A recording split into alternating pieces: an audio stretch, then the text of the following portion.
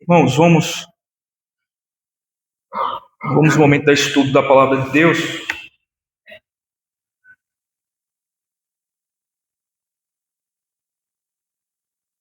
E convido a todos a abrir as Escrituras, no texto base do nosso estudo, né? Primeiro capítulo da Confissão, que fala sobre as Escrituras. O texto base é 2 Timóteo.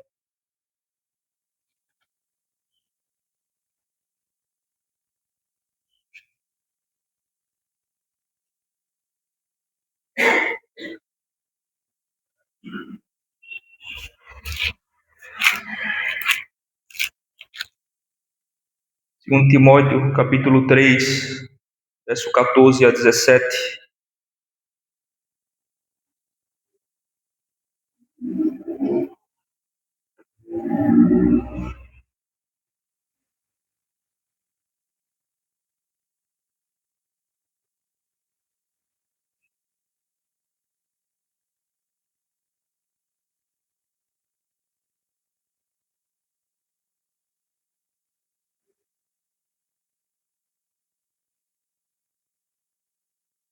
Diz assim, irmãos, a palavra do Senhor.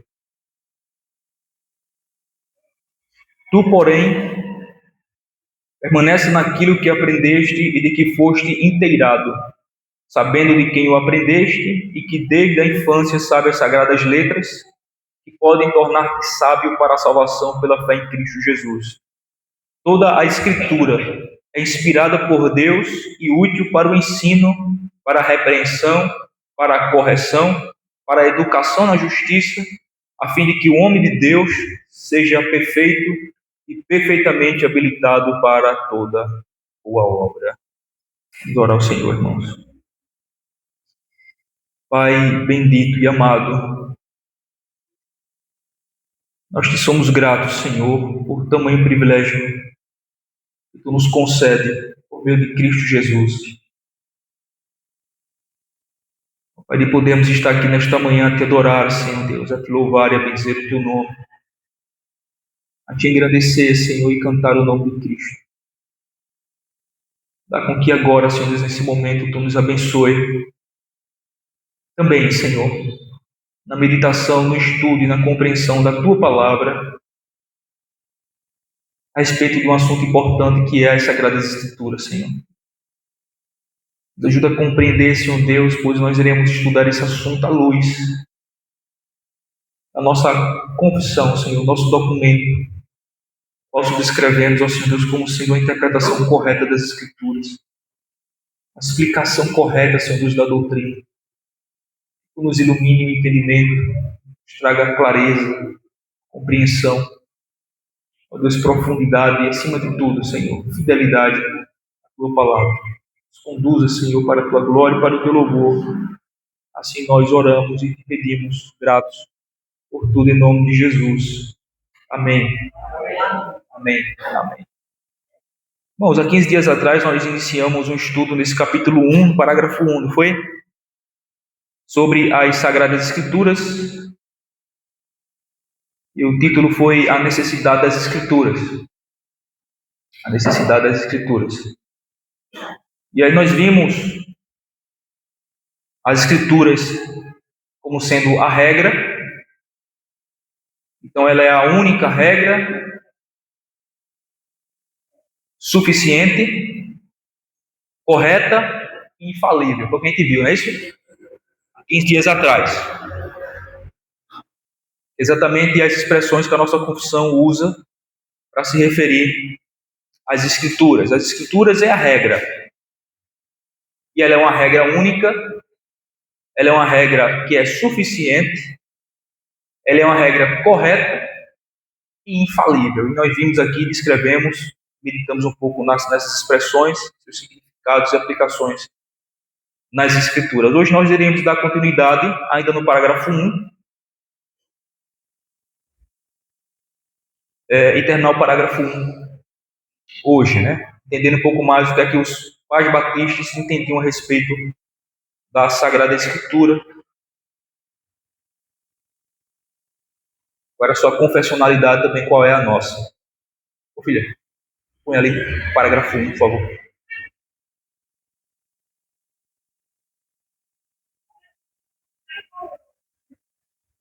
Para que os irmãos vão acompanhando.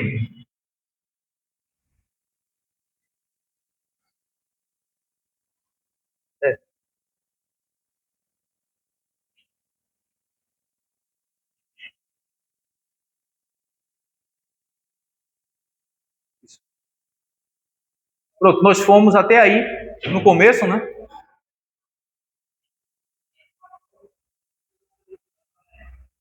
Nós hoje iremos dar continuidade a partir daquela parte ali, ó, embora.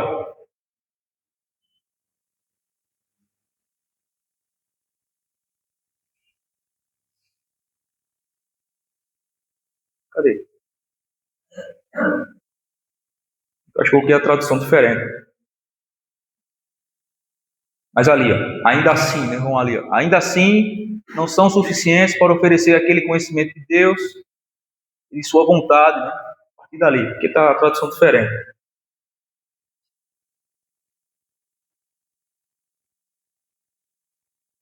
Deixa eu ver aqui o negócio. Oi.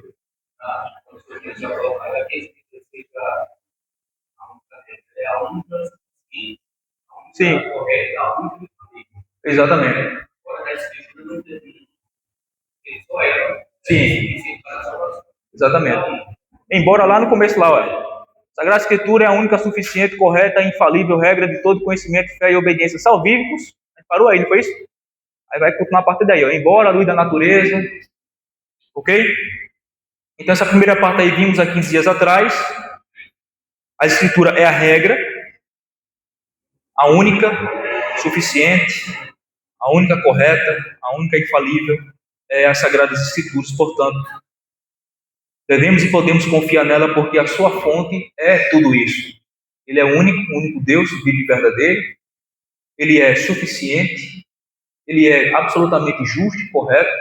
Ele é completamente infalível. Então, se as Escrituras provêm deste ser e tem todas essas características, consequentemente também nós podemos confiar na palavra que proveio dele, que é as Sagradas Escrituras.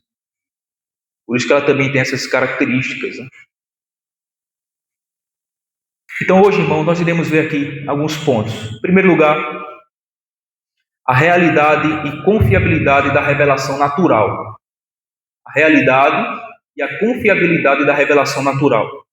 O que é a revelação natural? Criação, né? Aí, na confissão é dito em 3 expressões diferentes, né? A luz da natureza, as obras da criação e da providência. Então diz assim, embora a luz da natureza e as obras da criação e da providência manifestem a bondade, a sabedoria e o poder de Deus, a ponto de tornar os homens indesculpáveis. Irmão, nesse trecho, a nossa confissão afirma 2 verdades. Quais são essas 2 verdades? Primeiro, as coisas existentes revelam os atributos de Deus. E segundo, a tal revelação torna os homens indesculpáveis. Então é o que a nossa confissão está falando aqui nesse trecho.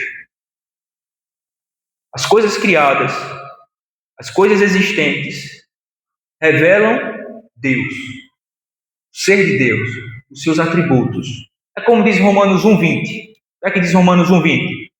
Porque os atributos invisíveis de Deus, assim o seu eterno poder, como também a sua própria divindade, claramente se reconhecem desde o princípio do mundo, sendo percebidos por meio das coisas que foram criadas. Tais homens são, por isso, indesculpáveis. Então a própria Escritura diz isso claramente em Romanos 1,20, de que os atributos invisíveis de Deus manifestam-se através das coisas que foram criadas. Através da criação, dessa complexidade do que é o universo, a única conclusão lógica que nós podemos chegar é que existe um ser todo benevolente, todo poderoso, glorioso, majestoso, que é soberano, que tem todo o poder, que criou todas essas coisas. Todas as coisas criadas não podem ter vindo do nada. É o exemplo que eu gosto sempre de dar, né? Esse celular aqui que está filmando, ninguém aqui vai acreditar em sã consciência que esse celular aqui foi uma obra do acaso. Quem vai acreditar nisso? Ninguém vai acreditar que um celular desse foi uma obra de acaso. Porque a gente vê características de inteligência. Ele tem objetivos, ele tem propósito, ele tem proporção, ele tem um sistema, ele tem funcionalidades. Então a gente não pode concluir que um celular desse é uma obra do acaso. Se a gente não pode concluir que um celular desse não é obra do acaso, quanto mais o universo, o mundo e todas as coisas. Evidentemente fica claro que existe um Deus, um ser todo-poderoso, autossuficiente, independente, eterno, que criou todas essas coisas a partir do seu poder, o poder da sua palavra. Então, como Romanos 1,20 diz, os atributos invisíveis de Deus é manifestado através da criação, das coisas que foram criadas. E por essa razão, o homem se torna indesculpável. Irmãos, como uma manifestação da sabedoria de Deus, a luz da natureza aponta o caminho de volta para Deus, de quem e para quem todas as coisas existem. A luz da natureza é, no entanto, uma revelação inadequada no contexto de um mundo caído. Ela é insuficiente para mostrar aos pecadores o caminho de volta para Deus. Embora aponte um Deus, mas é insuficiente e inadequada para mostrar o caminho de volta para o Senhor. Ela revela o Senhor, o seu ser, mas não é suficiente para nos apontar o caminho para voltar para Ele, para encontrá-lo, para achá-lo. A bondade, a sabedoria e o poder, como demonstrado pela luz da natureza, nas obras da criação e da providência, não podem fornecer o conhecimento da bondade, sabedoria e do poder da cruz de Jesus Cristo. A gente vai nos maravilhar com a criação, com tudo que está criado, com tudo que está exposto diante dos nossos olhos. Vai nos suscitar um senso de admiração de quem é este ser tão glorioso que criou todas essas coisas belas, complexas, maravilhosas, eternas.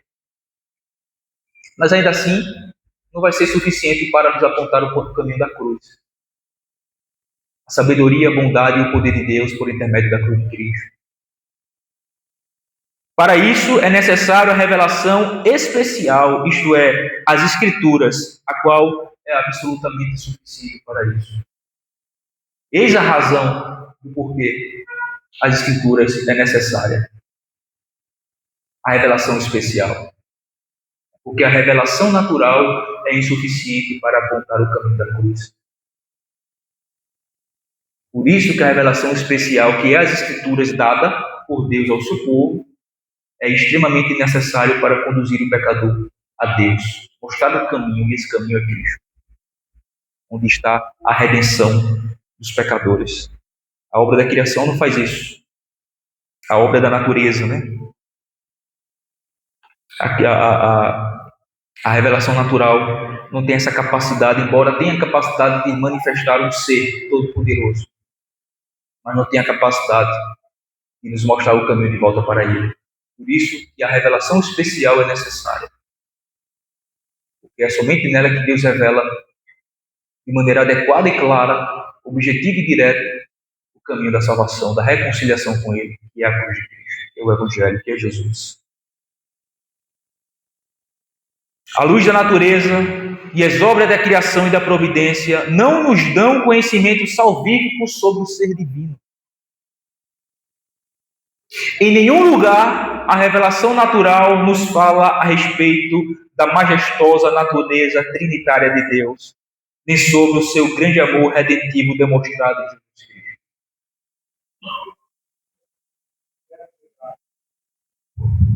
Deixa ele apagar de vez. Vou ler de novo. A luz da natureza e as obras da criação e da providência não nos dão conhecimento salvífico sobre o ser divino.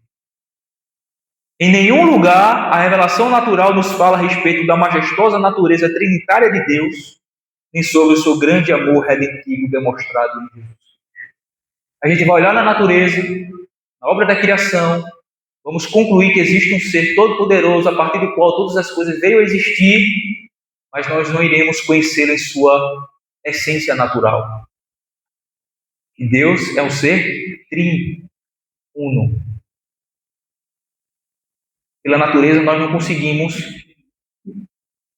conseguir de maneira adequada, clara, objetiva, concluir que esse ser a partir do qual todas as coisas vieram a existir é um ser que subsiste em três pessoas distintas, Pai, Filho e Espírito Santo.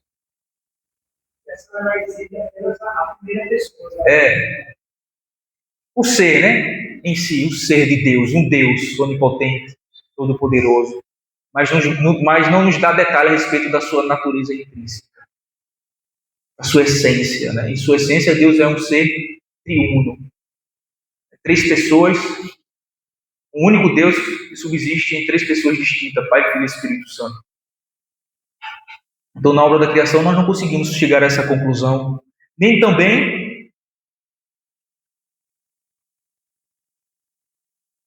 conhecer o seu grande amor redentivo demonstrado em Jesus Cristo.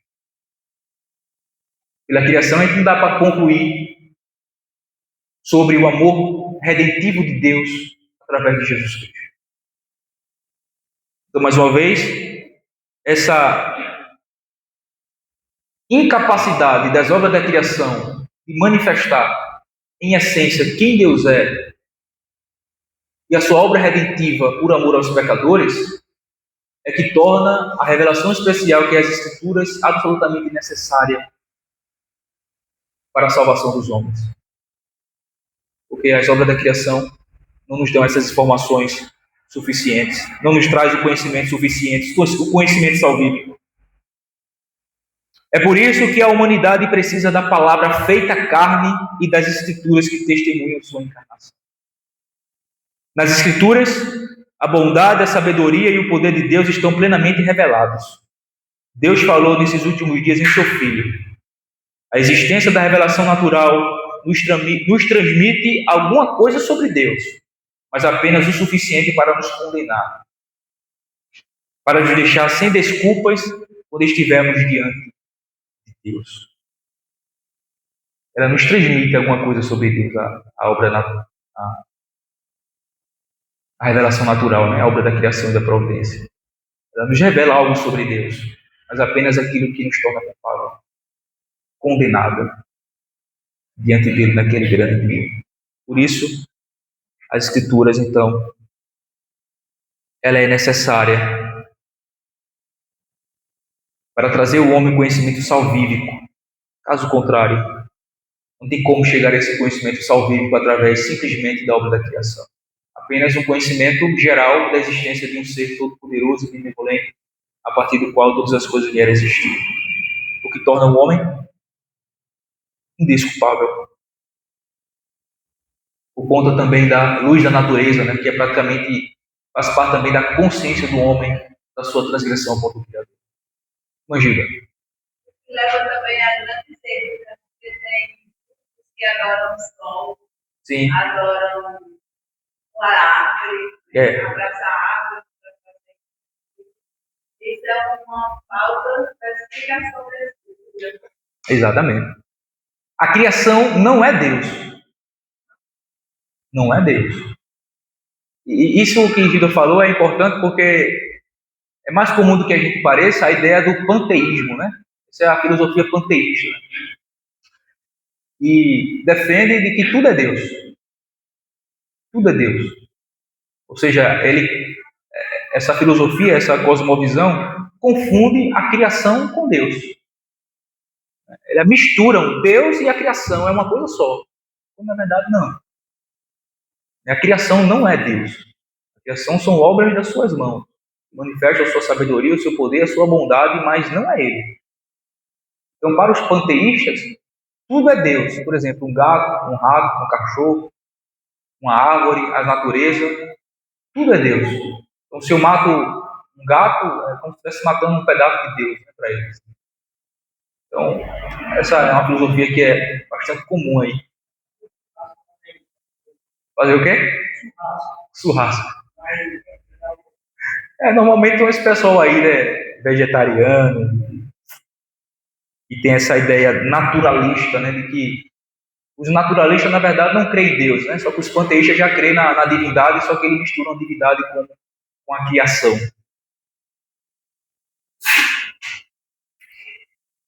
Por essa razão, irmão, a nossa confissão também destaca o seguinte: segundo, a insuficiência da revelação natural.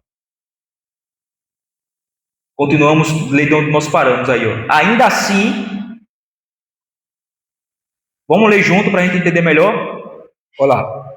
Embora a luz da natureza e as obras da criação e da providência manifestem a bondade, a sabedoria e o poder de Deus, a ponto de tornar os homens indesculpáveis, ainda assim não são suficientes para oferecer aquele conhecimento de Deus e de sua vontade que é necessário para a salvação. Então aqui a nossa confissão agora aponta para a insuficiência da revelação natural. Certo? A revelação natural é uma realidade, ela é confiável, no sentido de trazer ao homem o conhecimento do ser de Deus, mas é insuficiente para trazer o conhecimento no que diz respeito à salvação, o que torna a Escritura necessário novamente. Ainda assim, não são suficientes para oferecer aquele conhecimento de Deus e de sua vontade que é necessário para a salvação. Irmãos, embora comunique a verdade, essa revelação natural não pode salvar ninguém. Não pode salvar ninguém. O ensino deste parágrafo é complementado pela pergunta 60 do Catecismo Maior de Westminster. O que é que diz o Catecismo Maior de Westminster? Que é um catecismo reformado, né? Pergunta 60 diz assim: aqueles que nunca ouviram o Evangelho e, portanto, não conhecem Jesus Cristo, nem creem nele, podem ser salvos se viverem de acordo com a luz da natureza? E a resposta é: aqueles que nunca, tendo ouvido o Evangelho, não conhecem Jesus Cristo, nem creem nele, não podem ser salvos, por mais diligente que sejam em conformar as suas vidas à luz da natureza e às leis da religião que professam. Pois não há salvação em nenhum outro, senão em Cristo somente, que é o Salvador apenas do corpo, que é o Salvador apenas do seu corpo, a Igreja. Essa é a pergunta 60 do Catecismo de Westminster. Qual é a ideia aqui? Alguém pode ser salvo por observar as leis naturais? Alguém pode ser salvo por ajustar a sua vida de acordo com a moral, com a ética, com base na moral e na ética? A resposta bíblica é não. Porque não há salvação fora de Jesus Cristo. Então, aqueles que não ouviram, ou que o Evangelho não chega, ou não chegou, aqueles que não conheceram Jesus Cristo e não creram nele, estes não podem ser salvos e não serão salvos, porque a salvação está somente em Jesus Cristo. Não está em adequar ou conformar a sua vida de acordo com a luz da natureza, de acordo com o código moral e ético. Não é suficiente para a salvação dos pecadores, a gente sabe muito bem disso. Como diz as Escrituras, os nossos melhores atos de justiça são como trapos de imundícia diante do Senhor, não serve para nos salvar, somente para nos condenar. Então, irmãos, esse ensino combate a doutrina da sinceridade religiosa e do pagão virtuoso. Não há salvação fora da graça da fé em Cristo. Veja, não é suficiente sinceridade religiosa para a salvação. A pessoa pode estar muito sincera no que crê, mas se ela crê numa mentira, ela não será salva. Se ela crê no falso Deus, se ela crê no falso Cristo, embora ela creia com uma sinceridade profunda, mas não é suficiente somente sinceridade, uma sinceridade religiosa. Porque a salvação está em Cristo. No Cristo verdadeiro, no Cristo revelado nas Escrituras. Se eu fabrico um Cristo dentro da minha cosmovisão, que não é o Cristo revelado nas Escrituras, eu estou crendo em um Cristo falso e, portanto, por mais sincero que eu seja, isso não é suficiente. Por mais sincero que eu seja na prática da minha religião, isso não é suficiente. Como, por exemplo, os testemunhos de Jeová. Eles creem em Jesus? Creem. Mas é o Jesus revelado nas Escrituras? Não, é um outro Jesus. Porque eles não creem que Jesus é Deus. Não creem que Jesus é Deus. Não creem na divindade de Cristo. Então não é o Jesus revelado nas Escrituras. Porque o Jesus revelado nas Escrituras, a Bíblia ensina claramente que Jesus ele é verdadeiramente Deus e verdadeiramente homem. É um ser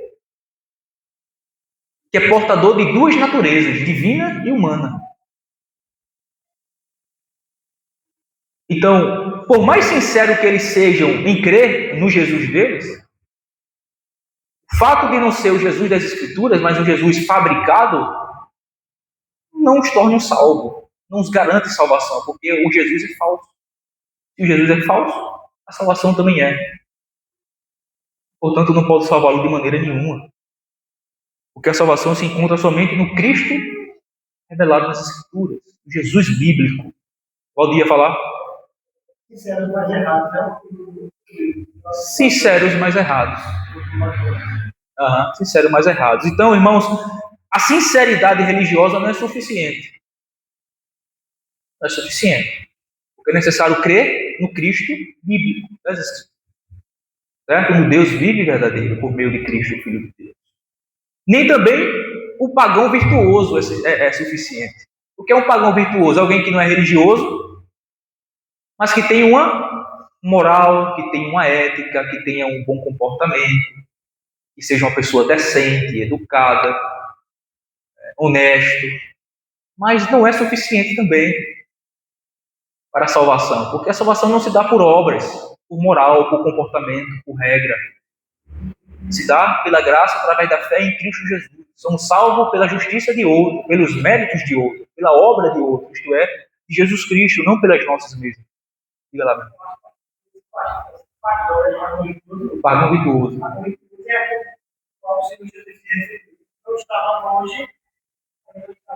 Exato. O jovem rico lá, né? Então, ser um pagão virtuoso, uma pessoa moralista, uma pessoa cheia de ética, de bons comportamentos, também não é suficiente para a salvação. A salvação não se dá por intermédio das obras. A salvação é pela graça, através da fé em Jesus Cristo. Somos salvos pelas obras de Cristo, pelos méritos dele, pela pessoa e pela obra dele. Então, um pagão virtuoso, por mais virtuoso que ele seja, se ele não se arrepender de seus pecados e crer em Cristo quanto antes, enquanto em vida, ele irá para o inferno tanto quanto uma pessoa mais depravada que existe na face da terra. Ele só irá para o inferno de maneira mais civilizada. Ele só será alguém mais civilizado, mais condenado do mesmo jeito. Tanto quanto uma pessoa imoral, né, que vive fazendo coisas absurdas aí no mundo, uma pessoa imoral, perversa, maliciosa, depravada, né, em seu estilo de vida. A diferença é que um é mais civilizado do que o outro, só isso, mas os dois são condenados do mesmo jeito. E ninguém será salvo pelas suas próprias obras, por mais virtuoso que seja.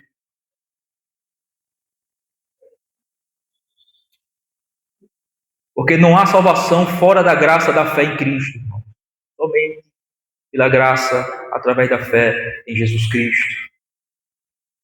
A salvação não se dá nem mesmo em virtude de denominações, né? Em virtude de denominação. Mas a salvação está em Cristo e em Cristo somente. Não em denominação como Igreja Católica, como até mesmo Igreja Batista, como Assembleia de Deus, como Igreja Presbiteriana. A salvação não está na denominação, a salvação está em Cristo somente. Porque não há salvação fora dele, como diz Pedro em Atos 4,12. E não há salvação. E não há salvação em nenhum outro nome debaixo do céu. Somente no nome de Jesus Cristo. Ser religiosamente sincero não é suficiente se o Deus que você crê não for aquele conformado, revelado nas Escrituras, na pessoa bendita de Cristo. Tampouco um pagão poderá ser salvo pela sua própria moral e ética. Por essa razão, irmãos, embora a revelação natural revele a existência e os atributos invisíveis de Deus, ela não é suficiente para trazer ao homem o conhecimento que é necessário para a salvação.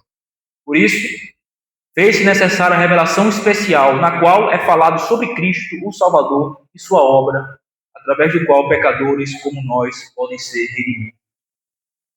Por isso que fez necessária a revelação especial, que é as Escrituras. Esse conhecimento redentivo ou salvífico não se dá pela revelação natural, isto é, pela luz da natureza, as obras da criação e da providência, mas unicamente pela revelação especial, as Escrituras. O conhecimento redentivo ou salvífico, irmãos, se dá única e exclusivamente através das Escrituras. Mais nada. É nas Escrituras, é na palavra de Deus que nós, então, temos as informações e o conhecimento necessário para sabermos o caminho da salvação. O caminho de volta para Deus, a nossa reconciliação com Ele. E ela deixa muito claro que o homem está completamente perdido em si mesmo. Mas que por amor, Deus enviou o seu Filho, para que todo aquele que nele crê não pereça, mas tenha vida eterna. Então Cristo veio para cumprir aquilo que nós não conseguimos cumprir. E veio para receber aquilo que nós merecíamos receber, a condenação. A fim de nós sermos livres, salvos, perdoados e reconciliados com Deus. E isso, esta mensagem que é o Evangelho, de maneira simplificada, só é encontrada nas Escrituras, em mais nenhum outro lugar. Por isso que ela é completamente suficiente. Exatamente agora o nosso terceiro ponto, a realidade e importância da revelação especial. Continuando aí a leitura, né? Portanto, está lá vendo portanto lá? Ó, portanto, aprove ao Senhor, em diversas ocasiões e de muitas maneiras, revelar-se e declarar a sua vontade para a sua igreja.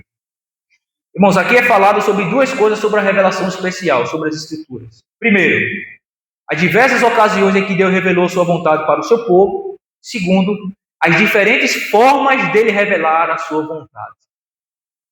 Dá para ver claramente isso aí, né? Portanto, aprova o Senhor em diversas ocasiões em que ele revelou a sua vontade ao seu povo e de muitas maneiras. Fala as formas que ele revelou a sua vontade. A ideia é que qualquer autoapresentação divina, seja direta e pessoal, ou por outros meios, visitação de anjos, sonhos, visões, etc., era a vontade de Deus para o seu povo. É assim que Deus revelou a sua vontade ao longo das épocas, né? A gente vê que houve visões por parte dos profetas, a gente vê que Deus revelou sua vontade através de sonhos, através de seus profetas. Deus revelou sua vontade através de visitações angelicais. Aqui a gente estuda na teologia é a teofania. Deus, através de anjos, né? Ali revelando a sua vontade. Por exemplo, ali quando aparecem 3 anjos para Abraão, né? Aparece o anjo para Jacó, ele luta com o anjo. Então são teofanias, manifestações divinas através dos anjos. Até entendemos, de certa maneira, que ali são manifestações do próprio Cristo, né? Sansão. Então Deus revelou a sua vontade ao longo das épocas, sua vontade revelada, especial, trazendo conhecimento salvífico ao homem através disso, sonhos, visões, visitações angelicais, de anjos e etc. Assim ele revelou a sua vontade para o seu povo em ocasiões específicas, em vários momentos da história. Essa vontade de Deus, que ele revela para o seu povo por meio dos seus servos, ao longo de um período de 1.500 anos, irmãos, em 3 continentes diferentes, 3 línguas diferentes, por cerca de 40 pessoas diferentes, em que a maioria sequer se conheceram ou viveram na mesma época. Foi dada por inspiração, essa revelação da vontade de Deus. Ao longo de 1.500 anos, por 3 línguas diferentes, por 3 continentes diferentes, por mais de 40 autores, a maioria dos quais sequer se conheceram ou viveram na mesma época, foi dada por inspiração. Inspiração de Deus. Como é afirmado por Paulo a Timóteo 3,16, onde ele diz que toda a Escritura é inspirada por Deus. 2 Timóteo 3,16. Toda a Escritura é inspirada por Deus. O que é que Paulo está se referindo aqui? Exatamente essa revelação especial de Deus, que é a Escritura escrita, a palavra escrita, registrada, formalizada, que foi dada ao longo dessa época toda, 1500 anos, praticamente 1500 anos de Cristo, até 100 depois de Cristo ali, que foi Apocalipse, ano 90. Por esse período todo ele foi dado através de sonhos, de revelações, de manifestações de anjos. E tudo isso foi feito através do processo de inspiração. Deus inspirando os seus servos, os seus profetas, os seus apóstolos, para que a sua palavra fosse preservada fielmente, registrada fielmente. Essa inspiração, irmãos, foi uma obra do Espírito em que ele preservou de todo e qualquer erro, os equívocos ou distorções, os homens que foram chamados e responsabilizados por Deus pelos autógrafos, isto é, pelos originais, o registro da vontade de Deus. De maneira que o que foi escrito, registrado, foi exatamente o que Deus queria que o seu povo soubesse. E essa revelação especial, que é as Escrituras, e ela somente, é suficiente para dar ao pecador o conhecimento necessário para a sua salvação. Então, é isso que significa, de maneira geral, né, e simplificada, a inspiração. A palavra inspirado ou inspiração, né, é soprado por Deus. Então, Deus soprando aos seus servos a sua vontade especial para o seu povo. Através de sonhos, de visões, de anjos, né, de visões, né, que é Deus falando diretamente com o profeta, e a maior de todas as revelações, que foi o próprio Deus habitando entre nós, na pessoa bendita de Cristo. Deus revelando ali a sua vontade diretamente para os seus apóstolos. E seus apóstolos tomando nota, escrevendo, anotando tudo quanto Jesus ensinava. A maior de todas as revelações. E isso foi dado por inspiração. E esse processo do Espírito Santo, essa obra do Espírito Santo nos seus servos, naquele momento que eles estavam registrando, privando ele de erros, de equívocos, de distorções. Então, o processo de inspiração é como Deus preservando a sua verdade no momento exato em que os seus servos estavam registrando ela. Por isso que nós podemos confiar plenamente nas Escrituras, porque foi dada por inspiração. E esse processo de inspiração inclui a preservação de erros, de equívocos, de distorções no momento do registro, da escritura, dos autógrafos, dos originais. Deus preservando os seus servos, usando os seus servos e registrando a sua verdade de maneira completamente fiel, exatamente como ele quis que fosse. Então, é somente essa revelação especial, irmãos, e ela somente é suficiente para dar ao pecador o conhecimento necessário para a salvação. Mais nada. Pergunta: alguém ainda hoje fala inspirado por Deus?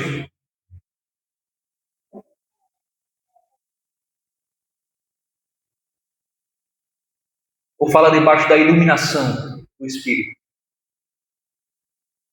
Debaixo da iluminação do Espírito. Porque o processo de inspiração foi dado exatamente para Deus revelar a sua vontade para o seu povo. Uma vez que ele revela a sua vontade especial para o seu povo, a qual é necessária e suficiente para a salvação dos pecadores, para dar ao seu povo conhecimento salvífico, redentivo, ele então cessa a inspiração divina. Por isso que nós entendemos e cremos que a inspiração ele findou quando o último livro inspirado foi escrito e registrado, que foi o Apocalipse, por João, ali na década de 90 do primeiro século. Quando João registra o último livro, que é Apocalipse, inspirado, e então morre, o último apóstolo a morrer, então ali cessa-se também a inspiração. escriturística, a inscrição das Escrituras. Por quê? Porque Deus já revelou toda a sua vontade para o seu povo. A vontade redentiva, a vontade salvífica, a vontade no que diz respeito à maneira como nós devemos, no que devemos crer e na maneira como nós devemos viver. E que já é completamente suficiente. Por isso que hoje ninguém fala mais inspirado pelo Espírito Santo. Porque se alguém fala hoje inspirado pelo Espírito Santo, significa que a Escritura não está fechada. Se, portanto, ela não está fechada, aqueles que falam inspirado pelo Espírito, é necessário registrar essas mensagens que eles estão trazendo e colocar aqui de lado com as Escrituras, porque é a palavra de Deus. Mas claramente a gente sabe que não há ninguém hoje falando inspirado pelo Espírito. Porque o cânon, a revelação especial de Deus já foi concluída, já foi fechada. Já foi completada. Não é necessário nem mais nem menos, mas ela é completamente suficiente e necessária. Por isso que hoje ninguém mais fala inspirado. Se alguém fala inspirado, é necessário então a gente pegar o que essas pessoas estão falando e juntar com as Escrituras, porque é a palavra de Deus. Não tem erro. Não tem falha. A gente sabe que essa não é a realidade.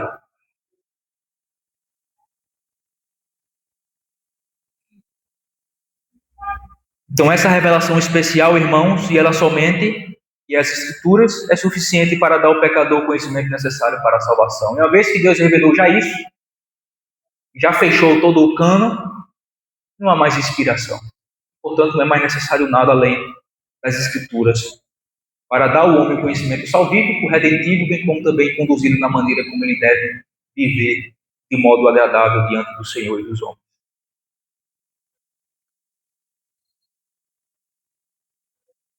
Quarto, compromisso total com a palavra revelada. Vamos continuar lendo aí de onde nós paramos, né? Vamos ler para a gente entender bem o raciocínio. Portanto, aprove ao Senhor, em diversas ocasiões e de muitas maneiras, revelar-se e declarar a sua vontade para a sua igreja. E, posteriormente, para melhor preservação e propagação da verdade e para o mais seguro estabelecimento e consolo da igreja contra a corrupção da carne e a malícia de Satanás e do mundo, concedeu a mesma completamente por escrito. O ponto aqui, irmãos, é que as formas anteriores pelas quais Deus revelou a si mesmo cessaram. Certo? As formas anteriores pelas quais Deus revelou a si mesmo cessaram. Como é que Deus revelou a si mesmo? Antigamente, quando a Escritura estava sendo dada, sonhos, visões, visitas angelicais, maneiras extraordinárias, né? Lá no Monte Sinai, quando ele deu a lei, né? Ele desceu no Monte Sinai, de maneira que o povo viram e ouviram audivelmente a voz de Deus. Então, são formas extraordinárias em que Deus se revelou ao seu povo, bem como também revelou a sua vontade ao seu povo. Então essas formas pelas quais Deus se revelou a si mesmo, bem como também a sua vontade ao seu povo, elas cessaram. O motivo para isso é direto. Isso é assim para que ao longo de sua história a igreja possa ser estabelecida e consolada contra seus inimigos, os quais são o mundo, a carne e o diabo. A escrituração garante a preservação da verdade, sua propagação, um fundamento seguro para a igreja e um consolo profundo diante desses inimigos. Como a verdade tem sua base na natureza divina, sendo, portanto, eternamente consistente e factual, e visto que o mundo foi amaldiçoado pela queda de Adão, o melhor meio de assegurar essas coisas é por meio da palavra escrita, que é, em si mesma, superior às formas anteriores de revelação. Irmãos, o que é que garante a verdade? As Escrituras. Ela é o fundamento, ela é a base. Ela é o nosso porto seguro a respeito do que é a verdade e de quem é Deus. Por isso que revelações extras bíblicas é muito perigoso embora a gente sabe que tem alguns irmãos mesmo, né, crentes, que acreditem ainda nesse tipo de manifestação ou revelação extra-bíblica, né? Mas é extremamente perigoso porque não há garantia, visto que não tem fundamento nas Escrituras.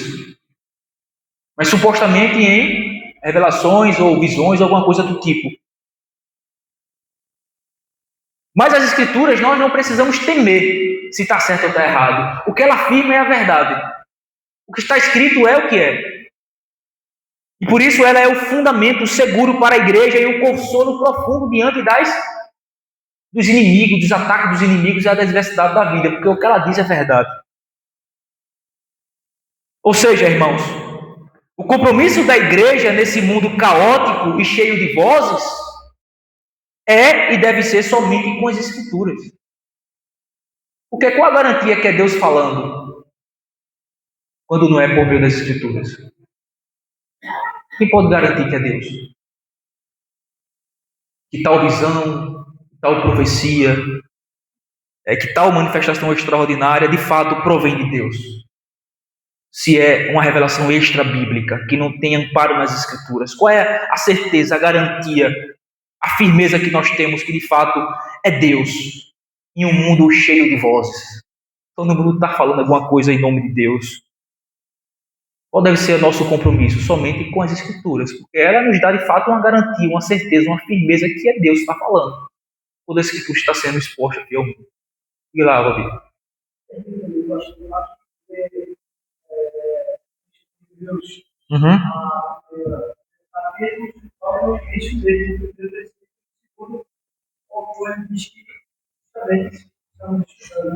A gente Deus, outrora, ou seja, no passado, falado muitas vezes, de muitas maneiras, aos quais, pelos profetas, nestes últimos dias, nos falou pelo Filho, a quem constituiu o herdeiro de todas as coisas, pelo qual também fez o universo. Nos últimos dias falou pelo Filho, né? Antigamente falou de diversas e muitas maneiras, mas agora, com o advento de Cristo, né? A encarnação do Deus vivo, ele nos falou através do Filho. E lá, José? Romanos 15, 4, diz assim: pois tudo quanto outrora foi escrito para nós que a salvação das Escrituras. Exatamente. O que quando é necessário para a gente tratar, para a gente saber, para a gente tratar. Exato. Às vezes a gente quer algo novo. A gente é quem quer algo novo. Sim. Como se a Escritura não fosse suficiente, caminhando com tudo quanto é necessário para a gente tratar todo o assunto que a gente, porventura, estejamos tratando. Sim. A gente tem muitas vezes algo novo. Sim. Como se a gente fosse mais espiritual do que o próprio Deus. Como se o que Deus já nos deu não tenha sido suficiente, né? Ó, deixa eu dar um adendo aqui, irmão. Veja. Eu creio piamente que Deus fala conosco. Por exemplo,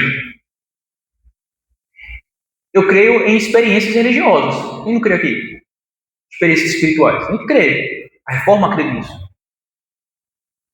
Por exemplo, uma pessoa está orando e não escutar uma voz, mas ter aquela impressão, ou aquela sensação de um direcionamento divino de Deus. Essas experiências com o Senhor em oração, experiências pessoais, eu creio que isso é possível, certo? Mas no que diz respeito para o direcionamento da igreja, público, verdade, salvação, redenção, tudo isso aí, irmão, isso aí já está nas Escrituras. Então, veja, o que eu estou dizendo é que crentes, ele tem experiência com Deus, experiência profundas com o Senhor, através da vida, da providência, de alguma coisa que acontece, em um momento de oração, de quebrantamento, a gente sente a presença de Deus, a gente como que sente, né, o consolo dele, como que a voz dele falando no nosso coração, no nosso íntimo. Agora, isso é pessoal. Isso não pode ser colocado como sendo palavra de Deus para a igreja. Isso não pode ser colocado como regra, isso não pode ser colocado como doutrina. Tive uma revelação, Deus falou comigo. E então falar à igreja como se fosse uma mensagem diretamente de Deus. Isso aí não. Agora, experiências pessoais, eu creio piamente nisso. Não somente eu, mas os homens da história aí estão aí para dizer isso, né? Em experiências pessoais. Com a própria palavra de Deus, quando a gente está lendo, parece que Deus fala ao nosso coração, né? O Espírito Santo que habita em nós. Sim. E nos mostra de alguma forma. Sim, sim. E às vezes a gente chega na igreja e até um livro, até uma palavra que nós vai pregar. Sim. A gente já é resposta. Exatamente, exatamente. Não precisa ouvir a voz de Deus. Não, exatamente. Então é uma iluminação que vem. Quando a gente está lendo a palavra, ou até mesmo em oração, e estamos ali lutando com o Senhor sobre algum assunto, sobre alguma questão da vida, e de repente parece que a mente faz assim, vem a solução, né? Vem a iluminação, vem a resolução daquela questão. Cara, eita, esse caminho que eu devo trilhar.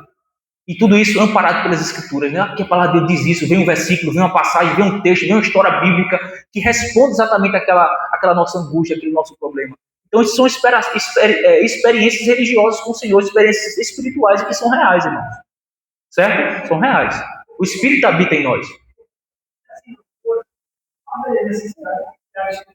Sim. Se você quer saber do livro, peça ao Senhor. Exato.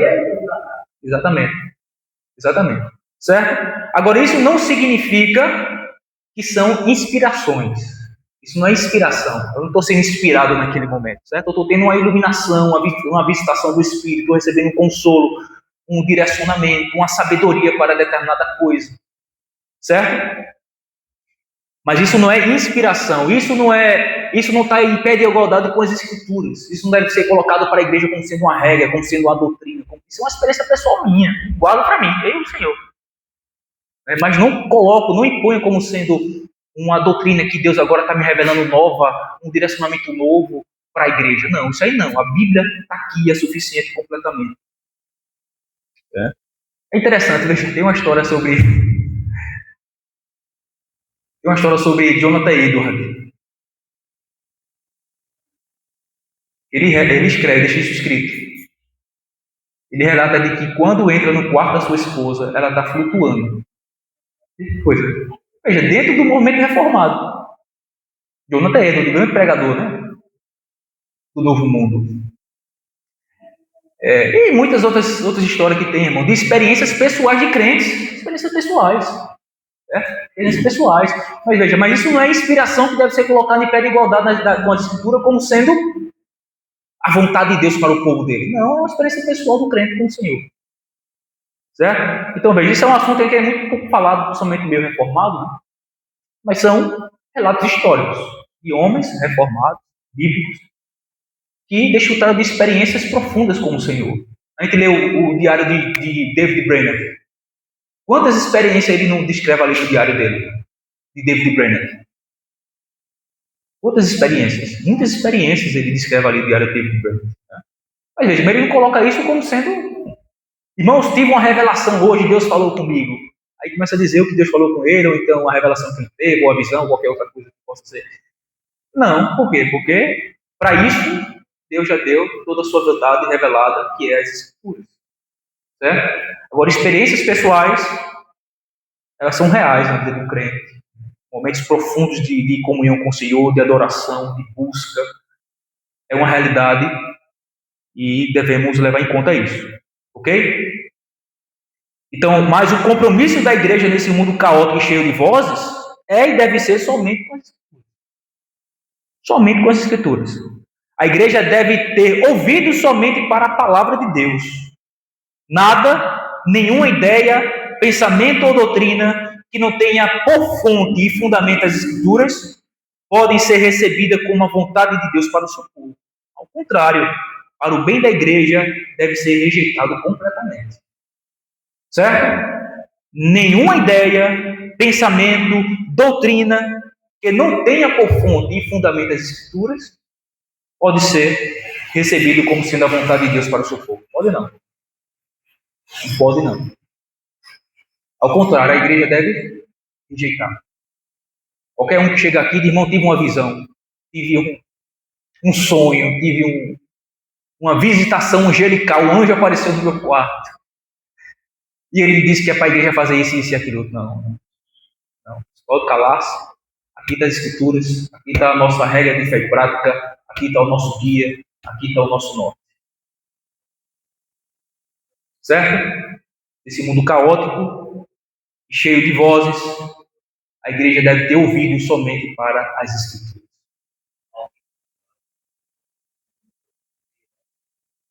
Paulo disse lá em Gálatas, né? Se mesmo nós, apóstolos, ou um anjo descer do céu e nos pregar outro evangelho além daquele que nós já temos anunciado a vocês, seja nada, seja amaldiçoado, maldito. Então, as Escrituras é completamente suficiente. Por fim, irmãos, a consequente necessidade das Escrituras, está aí no finalzinho do parágrafo. Concedeu a mesma completamente por escrito, ou seja, as Escrituras. O que faz das Sagradas Escrituras indispensáveis. Aqueles antigos modos de Deus revelar a sua vontade ao seu povo estão agora completados. Aqueles antigos modos, sonhos, visões, revelações, visitações angelicais, de Deus revelar a si e a sua vontade para o seu povo, para a sua igreja, estão agora completados, uma vez que ela já foi completamente registrada, escrita por inspiração divina através dos seus santos servos ao longo da história. O que faz, consequentemente, das Escrituras uma necessidade para o seu povo. Amém? Não tem alguma pergunta? Falar alguma coisa?